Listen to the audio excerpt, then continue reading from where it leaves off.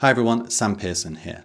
One of the questions I get asked a lot is, if you're a budding games designer with dreams of one day working in the tabletop games industry, maybe for a big studio like Games Workshop, how do you get started? There are certainly hints and tips I could give about applying for such a job at a studio, maybe content for a later video, but to take it back a few steps, what you need to start doing is designing. If you want to be a games designer, start making games. That's the first step. But don't worry, it's really easy to get started, and I'm going to show you how in this video. But more importantly, games design is super fun, and once you get a taste for it, it's unlikely that you'll be able to stop. And so that's the topic for today's video. We're going to start designing some games. And when I say we, I don't mean the metaphorical we, I specifically mean you and I. The goal of this video is to inspire and empower you to start making your own wargames. And in this video, I'm going to present a narrative framework that allows you to do just that. So let's design some games together.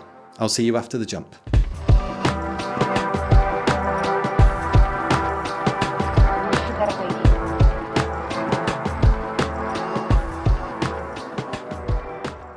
This video is the second in a 3-part mini-series which focuses on two things: how to get started in games design, and also what makes good narrative games design, as that's an area I have a particular fondness for. I believe that good narrative games design is all about giving players meaningful choices to make, especially ones derived from the lore, the setting, the world building. In the first video, we focused on how to design those meaningful choices. So if you haven't seen the first video yet, I recommend you watch it after this one. But to quickly recap, I argued that designing meaningful choices is all about presenting players with a dilemma. And when you boil it down, there are 3 core dilemmas: the scarcity dilemma, the trade-off dilemma, and the prediction dilemma. The scarcity dilemma is when players have a limited resource to manage, such as command points in a wargame or torches in a role-playing game, but also covers situations where the player has a limited number of picks, such as picking 1 card from 3 to add to their deck in a deck building game. The trade-off dilemma is when the player is presented with something that has both an upside and a downside, and they must weigh up both sides to decide if it is worth it or not. And the prediction dilemma is when 2 players are pitched against one another and must try and guess their opponent's move in the hope of outwitting them and gleaning an advantage. And it's these 3 types of dilemma that we'll be drawing upon in this video, sometimes in isolation and sometimes we will blend them together, and they will form part of this framework that you can use to build your own designs off of. Now, when getting started in games design, it's always a good idea to start small, and I know that's a bit of advice you probably don't want to hear. Everyone wants to build their masterpiece, but trust me, if you start with that, you're never going to get it finished. It's best to start with something small and build your way up to the bigger projects. In the same way, you probably wouldn't start by writing a 10-book fantasy epic. You would instead start with flash fiction, short stories, things like that. Hone your writing skills before you tackle something bigger. In the same way with games design, rather than creating your own wargame from scratch, what I would first advise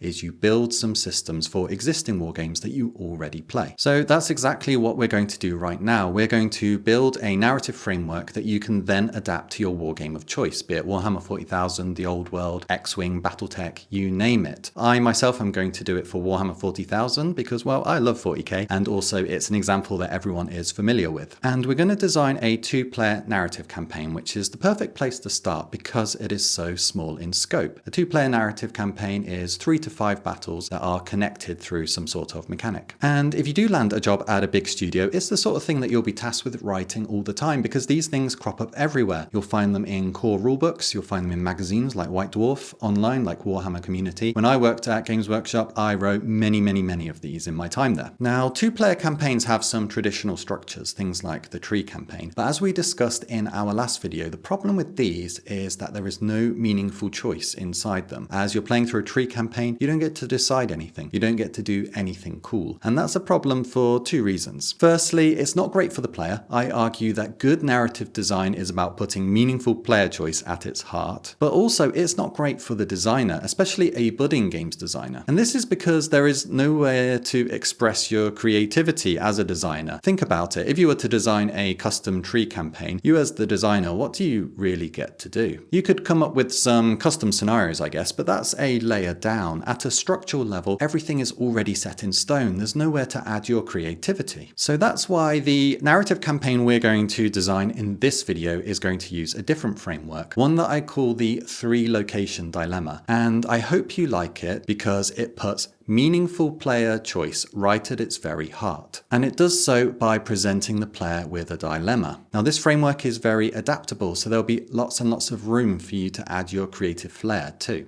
So how does it work?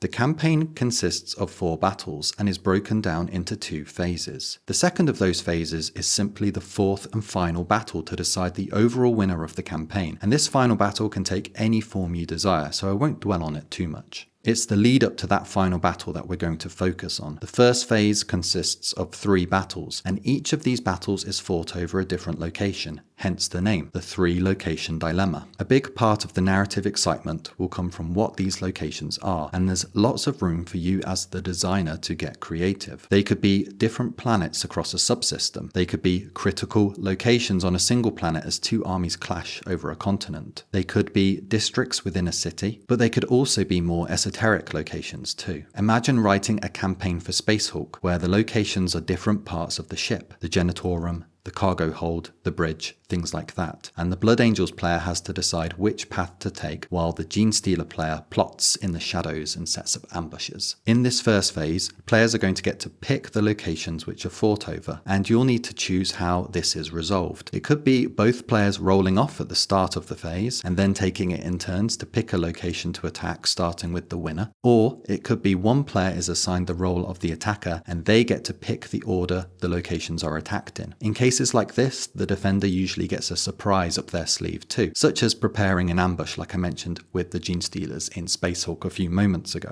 But these locations won't merely be set dressing. To make this a meaningful decision, we're going to present the players with a dilemma over these locations, and if we pull it off successfully, the player should feel like they've been thrust into the shoes of the commanding officer and tasked with making a difficult choice. So how can we do that? The first step is to give each location a reward, and we need to make these both desirable and also distinct from each other. There's no use giving a free relic slot on each of these, for example. We also want to try and make them roughly equal with each other. There needs to be an element of, I want this, but ooh, I also really want that. After the battle of a location is fought, the winner gains the reward for the rest of the campaign. If we design these rewards well, this will immediately add some interest to which location to attack, as when picking the first location to attack, the player will be asking themselves which of the 3 rewards will aid them the best for the rest of the campaign. Or perhaps they are a more conservative player and they might be thinking, which is the first reward I don't mind falling into enemy hands. But what I really want is the players feeling like they are in a battle of wits against the other, like Montgomery and Rommel in Northern Africa, or like Gazkul and Yarok on the ash wastes of Armageddon. And to pull this off, we're going to need more than just a series of rewards for the players. We want to give them a dilemma, and to do that, we're going to give each player a pool of resources, and before the campaign begins, they assign them each in secret to these 3 locations. And this forms the root of our dilemma. It's a blend of the scarcity and prediction dilemmas that we outlined in the last video. There are 3 rewards on the line, and each player must decide how to spend their resources accordingly, thinking not only on which reward they want, but also trying to stop their opponent from getting the reward they want. Now, this is a little bit abstract at the moment, and that's deliberately so, as this is meant to be a framework that you can adapt to any wargame of choice. But let me give you some concrete examples now of what the rewards and the resources could look like. I'm going to present a whole smorgasbord that you can pick from, and I'm going to be using 40k as that's an example that most people will be familiar with, but hopefully you'll be able to look at these ideas for rewards and resources and move them over, adapt them to your wargame of choice. The rewards are a little easier than resources, so let's start with them. Relics or magic items are a great starting point. These can be either from the Codex, Crusade rules, or created by yourself. I would make these free, as in they cost 0 points. Next up, we have unit upgrades. A great place to mine for these is the battle honours in the Crusade section, but also just offering stat increases like +1 toughness or an improved weapon AP can be fun. Stratagems. This could be gaining a new stratagem, either from a book or one you've created yourself, or it could be adapting one of the existing stratagems in some way, for example making it cost 0 command points. The next reward could be extra points. Why not? The winner gets 100 points in the campaign moving forward. A game like Warhammer isn't so finely balanced that 100 points in either direction is going to swing it drastically for the player. A variation of this is free units. You could give the winner a free tank if they take control of the tank factory, for example. Another twist on the one above could be reinforcements or reinforcement points. When a player's unit is destroyed, they're able to bring it back again. This one has a bit more rubber banding to it. A final example of a reward is a powerful ability of some sort. Now this can really be anything, the sky's the limit. It could be calling down an orbital bombardment, it could be raising defensive shields to protect you from a phase. There are countless ideas that you could come up with. So that's a pretty good starting point for rewards. I would say stay away from free command points here, as I don't think they're really all that exciting as a reward in of themselves. You want these to be exciting and eye-grabbing in my opinion. You also want them to be roughly balanced against each other, and here's a few things that you can do to help with that. For example, if unit upgrades seem like they're on the weaker side, it can be 3 units that receive the upgrade rather than 1. On the flip side, if something like a free unit seems too powerful, well, maybe that free unit has permadeath. What I mean is the winner gets to add it to their army for free, but once it's destroyed in battle, they lose that bonus for the rest of the campaign. Another thing you might want to consider is offsetting the rewards between the 2 players. So there's 2 rewards at each location instead of 1, and the winner gets the one that is appropriate to their faction. This can help thematically with armies that don't fight over the same things. For example, if the campaign was between the Sisters of Battle and the Tyranids fighting over planets, and one planet is a shrine world, the Sisters of Battle could earn a relic for the victory, while the Tyranids bolster their forces in another way by eating all that tasty biomass. Differing rewards also helps with creating more nuance to the dilemma. Perhaps location A has the best reward for one of the players, but location B has the best reward for their opponent. Where do they allocate their resources now? Speaking of resources, let's move on to them now, as this might be the hardest thing to visualize, but as you'll see, there's lots we can draw upon. First thing we can do is give each player 3 unique armies, and they need to assign each to a different location. And there are a few ways we can do this. The 3 armies could be of varying sizes. Say each player gets one army that is 1500 in points, one that is 1600 in points, and one that is 1400 in points. Another way you could accomplish this is each of the armies could have a pre-assigned general. For example, in a conflict between the Ultramarines and the Necrons, you could have Marnius Calgar, Tidus, and Tigerius each lead an army, and they face off against Illuminor, Caesarius, the Void Dragon, and the Nightbringer. Another idea for a resource is to give players a pool of bonus command points that they divvy up between the 3 locations as they see fit. Say you could give them 5 bonus command points, and they could choose to share these out, for example 3, 2, 0, or they could go all in on one place. A final idea is to lift the Matrix campaign that we looked at in the last video and use that as the resource. There are 3 plans of attack to choose from: advance, hold, and flank, and each player must assign a different plan of attack to each location. A simple matrix is set up to determine who wins in each outcome, and a small bonus is granted to the winner. And depending on how crunchy you want the campaign to feel, you could pick any 2 of these and layer them on top of each other. All of these systems so far are relatively simple, so you're not going to bloat the game too much by doing so. Say for example you had the 3 armies of varying size and the pool of command points to share amongst the locations. Now a player could weigh up between using the additional command points to bolster their weakest army, to share them more evenly, or to stack the odds with their most powerful army and hope for a decisive victory to gain the reward that they want. So that's the core of the dilemma explained. There are 3 rewards, each assigned to a different location, and the players have a resource that they need to allocate to those different locations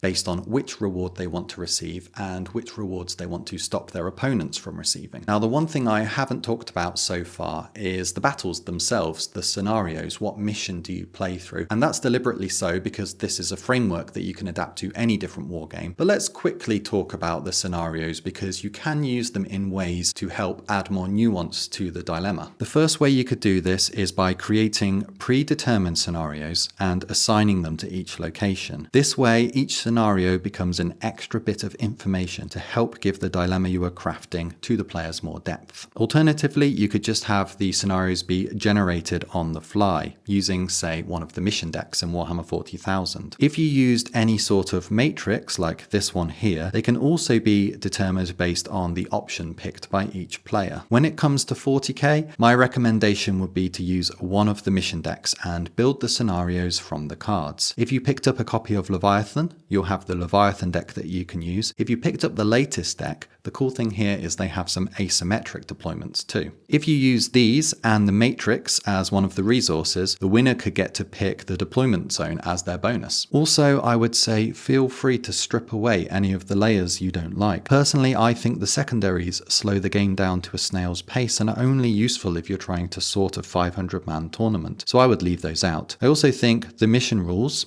those are kind of like twists. They're usually played so safe in these decks, they're just a little bit boring. So I would leave out those too, and I would come up with my own instead. So I would just take the primary mission and the deployment and add my own twist on top to give the players something to think about. But you can use any scenario, really. You could use Cleanse from 3rd edition, for example, one of my all-time favorites for its simplicity and elegance. It's up to you. So that's the framework for the 3-location dilemma, and hopefully your mind is already starting to spin with ideas about how you can adapt this to your own design. In the next section of this video, I am going to sketch out an example for Warhammer 40,000, and for it I'm going to use the Orcs versus the Imperial Guard. These two armies I think make a good first example because they both fight conventional warfare, or at least as close to it as you get in 40k. What I mean by that is they both value the same things like ammo dumps, tank factories, radio towers, communication dishes, capital cities, things like that, so it gives us a good starting point for what the locations can be. In the next video, which is going to be the final one in the series, I'm going to use a much more asymmetric example. I'm going to pitch the Blood Angels against the Tyranids. So we'll see how that sort of matchup works in the next video, and we'll also be creating the finalized PDF in that video too. But for now, let's just keep it a bit more simple. Imperial Guard versus Orcs.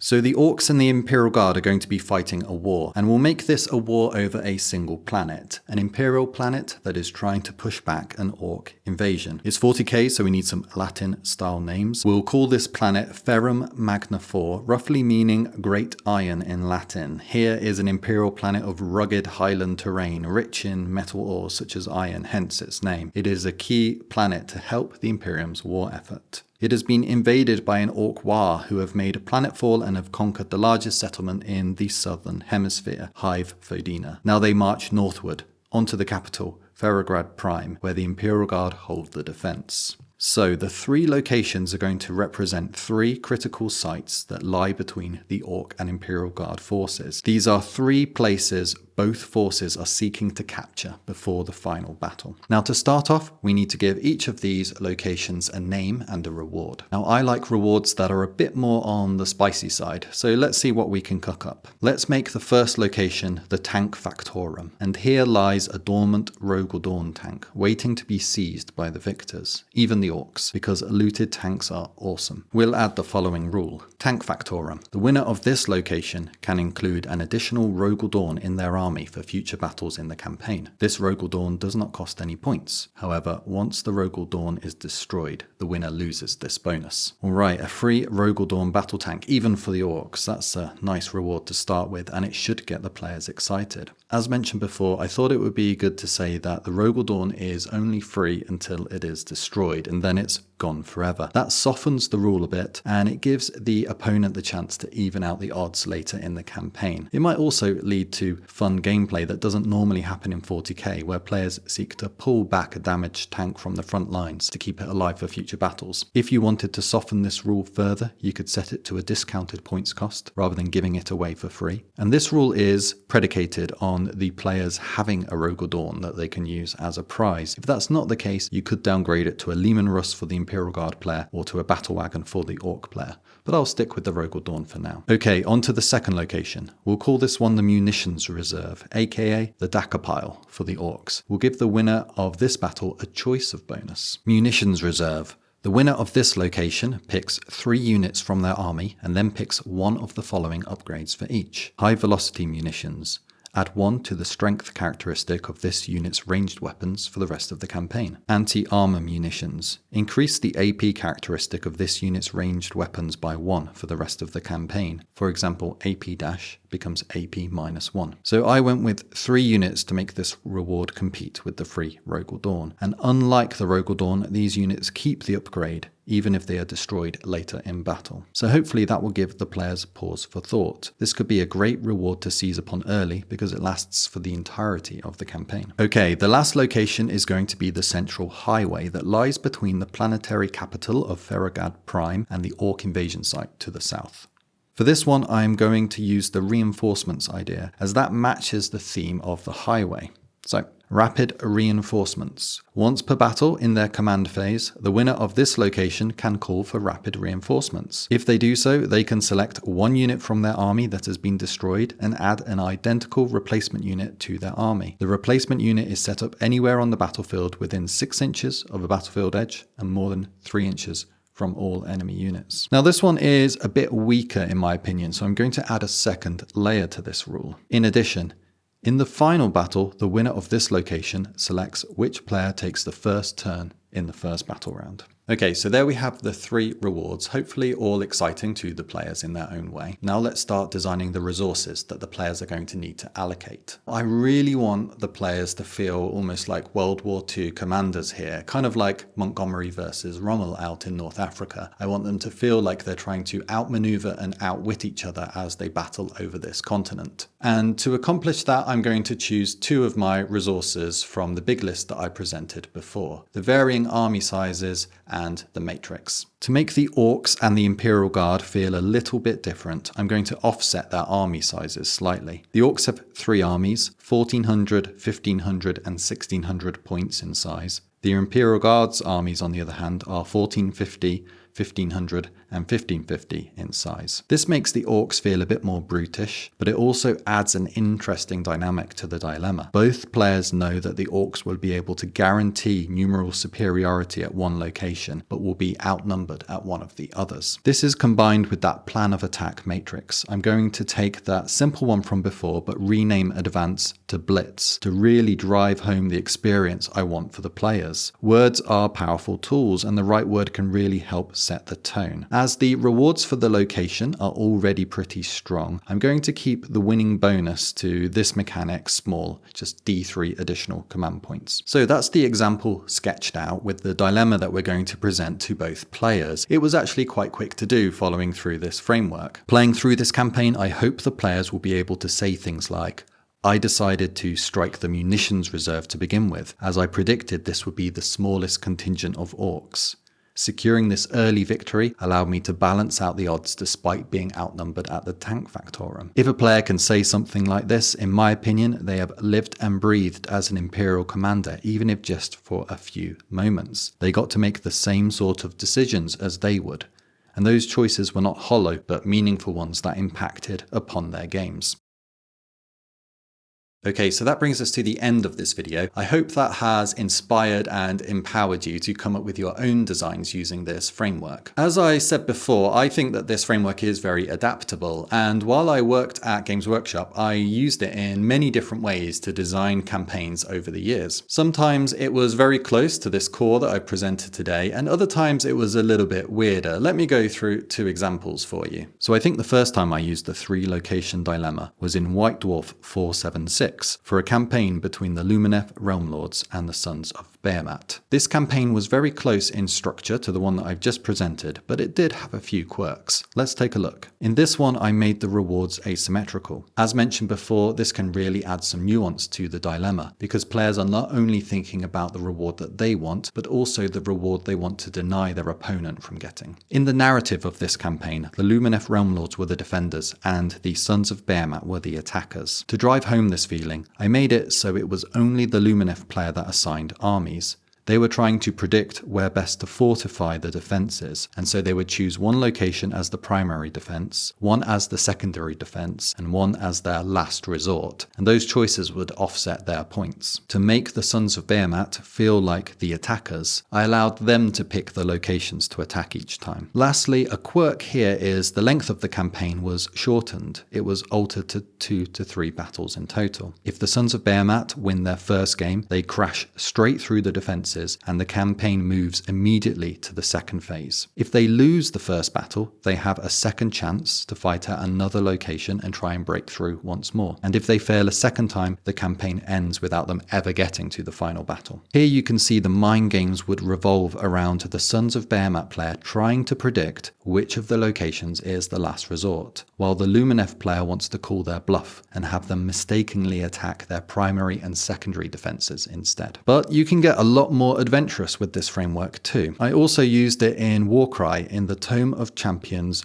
2021 for the campaign called The Purge of Anvilgard. Here, one player took command of Kaiser Venbrecht. Now, in the narrative written by the background writers, Venbrecht slowly uncovers a crime syndicate in the city of Anvilgard. So here I wanted the player to feel like they were the Warhammer equivalent of a hard-boiled crime noir detective. In this one, I upped the locations from 3 to 4 and made each a district of the city to explore. The player commanding Venbrecht would pick a location to travel to, and they would gain a number of clues as to the crime syndicate's location depending on how they fared in the battle fought. The campaign would advance to the second phase once they had uncovered 10 clues in total, so they didn't necessarily need to visit all 4 locations. The dilemma here is the crime syndicate assigned in secret 2 of these locations to hold minor assets, 1 to hold their major assets, and 1 to hold a decoy that switched the battle plan from the one listed to one greatly in their favour. So the Venbrecht player is trying to navigate the city, earning clues, while the player controlling the crime syndicate is trying to set up an elaborate trap for them to walk into. So these are some ideas on how you can have a lot of fun with this framework, and I hope it's inspired you and empowered you to come up with your own designs. Now, while we sketched out an example from a games design perspective, what we didn't look at in this video is how to then structure that games design idea into a finished piece ready to present to players. Don't worry, we'll be doing that in the next video, which is going to be the final installment in this mini series. In that video, I'm going to go into a much more in-depth example, one between the Blood Angels and the Tyranids. And rather than just taking you through the games design, I'm also going to take you through how to structure the document and also how to put together a PDF, one that looks nice with artwork and graphics and so on. And that's because making your rules look as professional as possible is a very important step in getting people to notice and look at your games design. So that's coming in the next video, and there'll also be a PDF that you can download to use as a reference for your own design. So I hope you enjoyed this exploration of the 3 location dilemma, and I hope it inspires you with your own designs. On the last video, there were some comments about people working on a campaign for X-Wing and a campaign for Battletech, so I hope this video has helped inspire you to take those designs further. Okay, until next time, bye for now.